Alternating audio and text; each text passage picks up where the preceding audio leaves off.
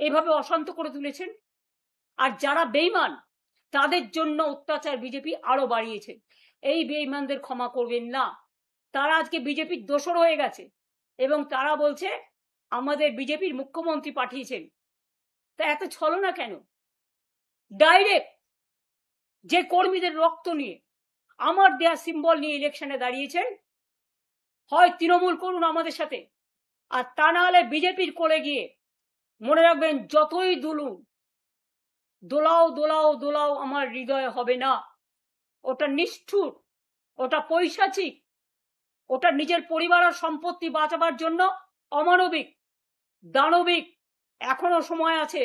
বিজেপির কোলে আশ্রয় না নিয়ে নিজের ঘরে ফিরে একবার পরিবারকে প্রশ্ন করুন, একবার মানুষকে প্রশ্ন করুন।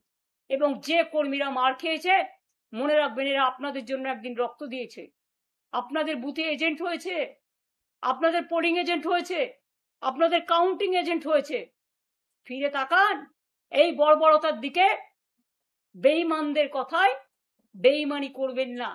সরাসরি বিজেপি করুন, আর তা নাহলে সরাসরি তৃণমূল করুন। মাঝ রাস্তায় থাকবেন না। মাঝ গঙ্গায় গেলে এপারও যাবে ওপারও যাবে। নদীর স্রোতকে কখনো আটকে রাখা যায় না। নদীর স্রোত বাধা পেলে অন্য পথ দিয়ে ঘুরে যায়। আমাদের এভাবে বাধা দিয়ে আপনারা আটকে রাখতে পারবেন না। যত আপনারা অত্যাচার করবেন আমরা তত বাড়বো।